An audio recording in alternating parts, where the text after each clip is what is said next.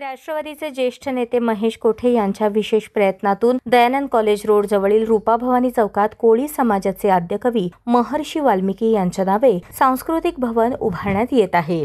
सांस्कृतिक भवन उभारण्यासाठी महेश कोठे यांचे भरीव योगदान लाभले, पण त्यांच्या निधनानंतर भवनातील कंपाऊंड फरशीकरण, ड्रेनेज, बोर, कंपाऊंड फरशीकरण, लाईट, स्वच्छतागृह आदी उर्वरित कामे होणे आवश्यक होते। भवनाच्या राहिलेल्या कामाची माहिती आमदार विजयकुमार देशमुख यांना देताच आमदार देशमुख यांनी भवनाला प्रत्यक्ष भेट देऊन आपल्या आमदार फंडातून तात्काळ 50 लाखांचा निधी उपलब्ध करून देण्याचे आश्वासन दिल्याची माहिती आप्पा हिप्परगे यांनी दिली। माननीय श्री महेशांना कोठे यांच्या प्रयत्नाला यश मिळालं होतं, पण दुर्दैवी बाब हे म्हणजे की त्यांचं आकस्मिक मृत्यू झाल्याकारणाने काम थांबलं होतं।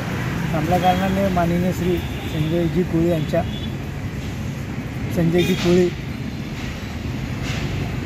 यांच्या प्रयत्नाने माननीय श्री आमदार विजयकुमार देशमुख मालकांना बोलून आम्ही ते राहिलेलं काम पूर्ण करण्यासाठी विनंती केलं।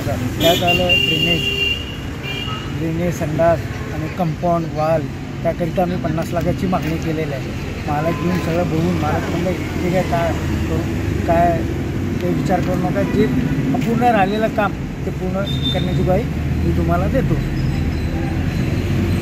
अपेक्षा म्हणजे ज्या मालकांनी लवकरात लवकर निधी उपलब्ध करून जे इथल्या आजूबाजूचे गोरगरीब जनता आहे, इतर समाजचे लोक गरीब वस्ती आहेत, त्यासाठी संस्कृत भवन म्हणजे ते छोटे कार्यक्रम व्हावं ही आमची समाजाची अपेक्षा आहे। मालकांनी लवकरात लवकर काम पूर्ण करण्याची आम्हाला ग्वाही दिली।